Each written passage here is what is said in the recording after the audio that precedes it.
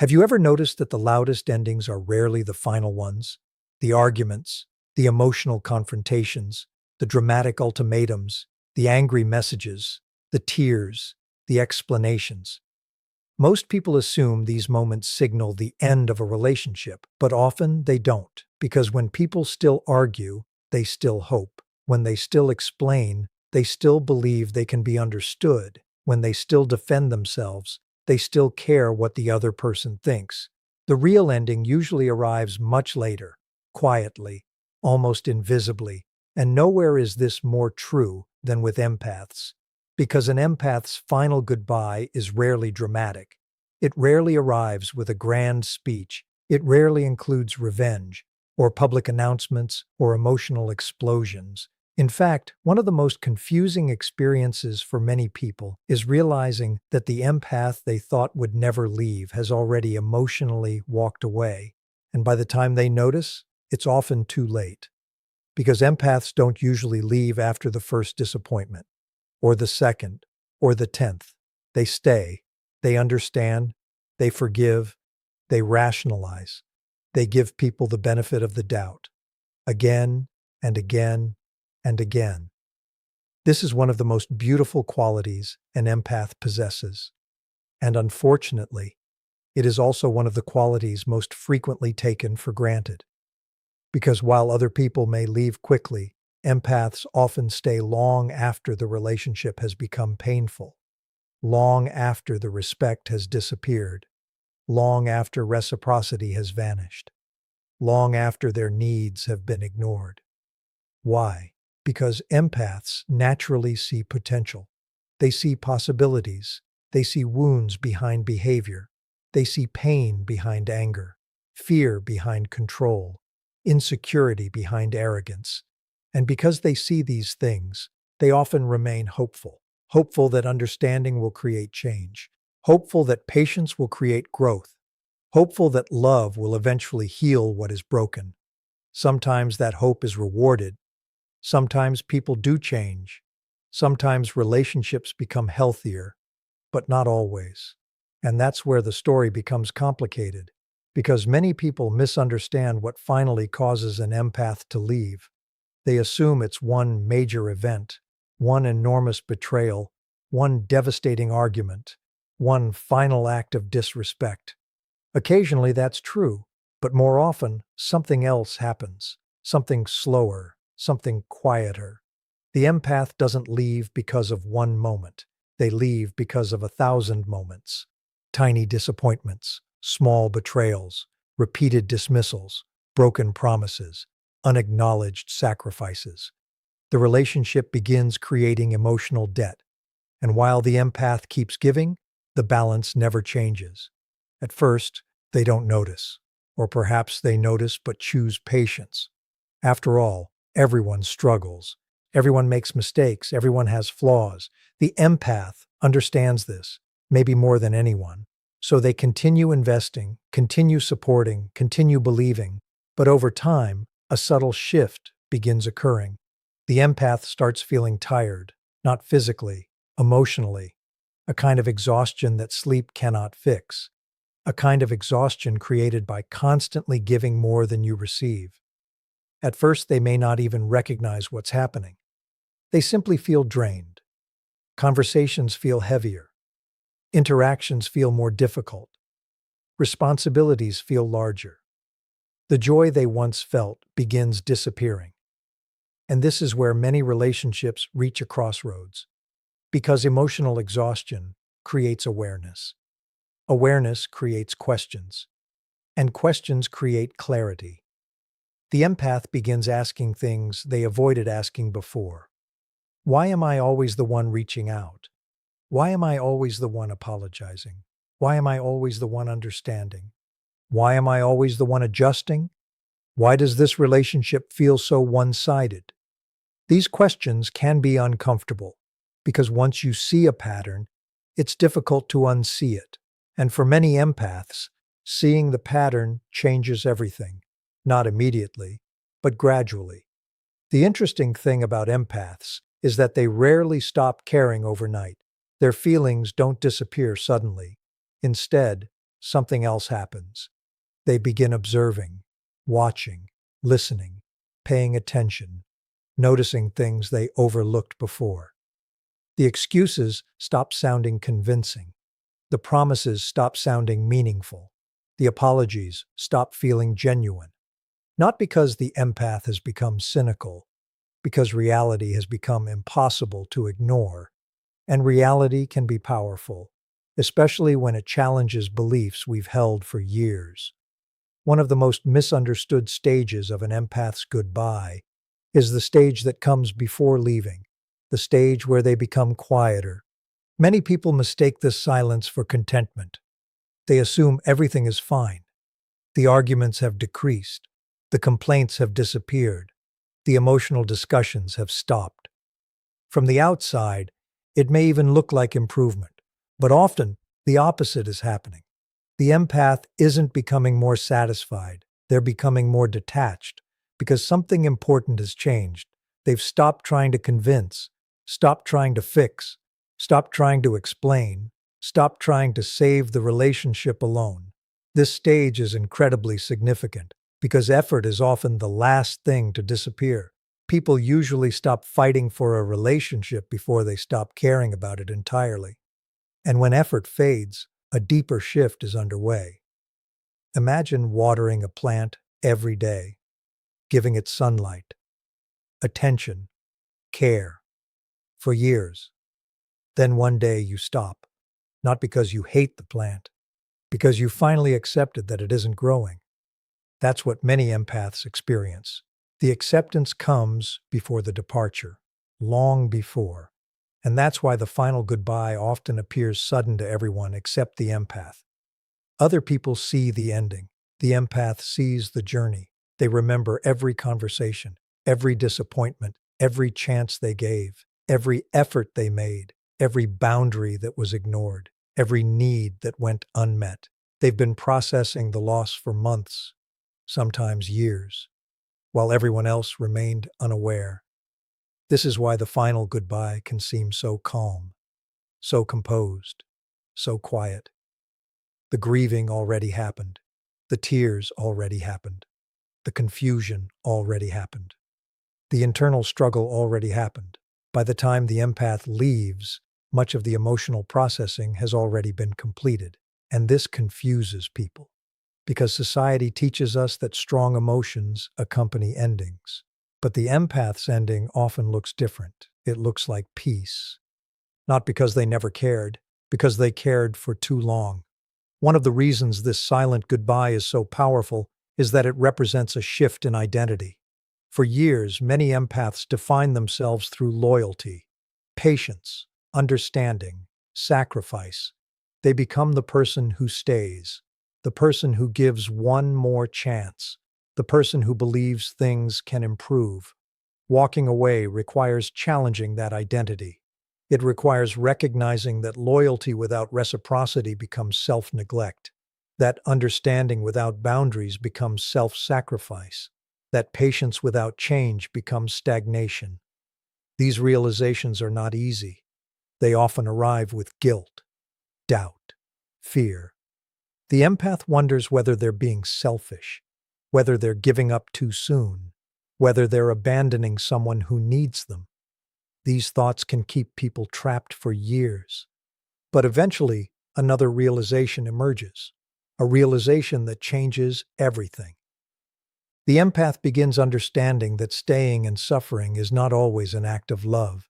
Sometimes it's an act of fear, fear of hurting someone, fear of disappointing someone, fear of being misunderstood, fear of letting go. And once that fear is recognized, its power begins fading. That's when the silence becomes different. It's no longer the silence of confusion. It's the silence of clarity, the silence of someone who finally understands what they need. And what happens next is something many people never see coming. Because once an empath reaches this stage, the relationship enters a phase from which it rarely returns. A phase where their energy begins shifting away from the person they've been trying to save and back toward themselves. A phase where hope starts transforming into acceptance. a phase where the final goodbye has already begun, even though no one else realizes it yet. And that's exactly where our story continues. Because once an empath reaches this stage, something remarkable begins happening. For the first time in a very long time, they stop focusing entirely on the other person. That may not sound revolutionary, but for many empaths, it is. Because they have spent months, years, or even decades studying someone else's needs, someone else's moods, someone else's wounds, someone else's potential, someone else's happiness. Their attention has been directed outward for so long that they barely remember what it feels like to focus inward. And when that shift finally happens, it changes everything. The empath begins noticing things they ignored before, not because the facts are new, because they're finally allowing themselves to see them. They notice how often they felt anxious before conversations, how frequently they walked on eggshells, how much emotional energy they spent anticipating reactions, how often they minimized their own needs, how many times they accepted behavior they would never encourage someone else to tolerate. These observations create something powerful: perspective. And perspective often arrives quietly, not through one dramatic realization, but through countless small moments of clarity. Moments where the empath suddenly sees the relationship exactly as it is, rather than as they hoped it would become. This can be painful, because hope is powerful. Hope keeps people invested. Hope keeps people patient. Hope convinces people to wait just a little longer. Try just a little harder. Give just one more chance.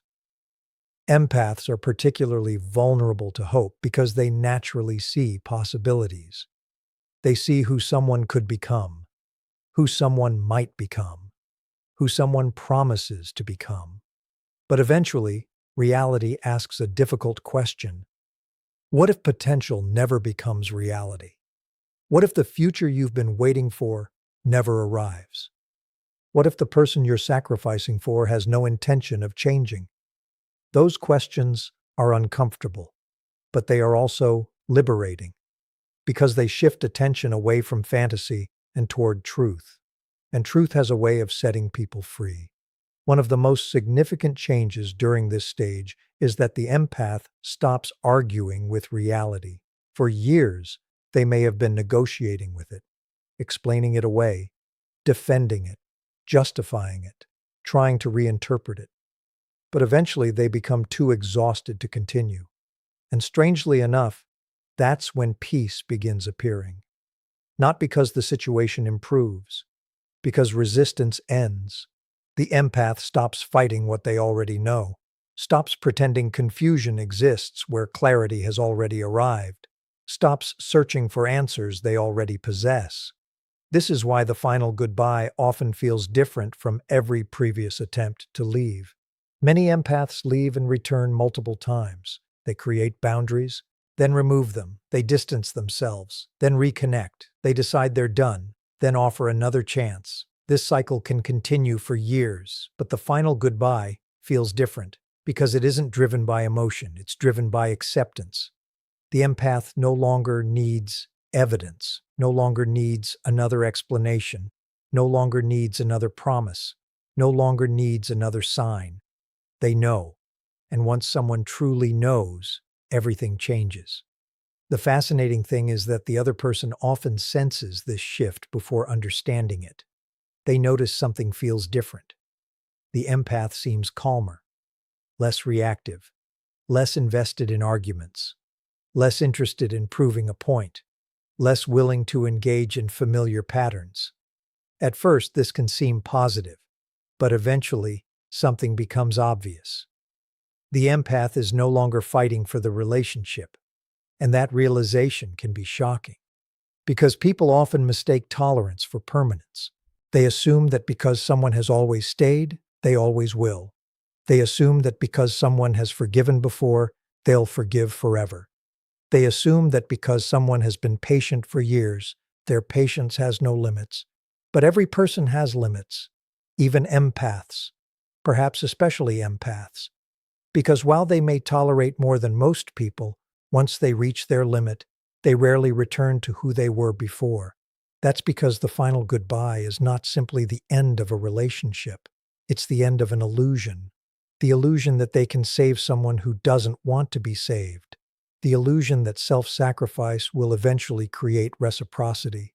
The illusion that endless understanding automatically creates change. When those illusions disappear, the relationship loses the foundation that kept it alive. And that's why the ending often feels silent. The battle is over. Not because someone won, because the empath stopped fighting. One of the most misunderstood aspects of this process is the absence of anger. People expect anger. They expect revenge. They expect dramatic exits. But many empaths reach a point beyond anger. A point where they simply feel done. Not emotionally numb, not cold. Done. The difference is important. Anger still contains energy.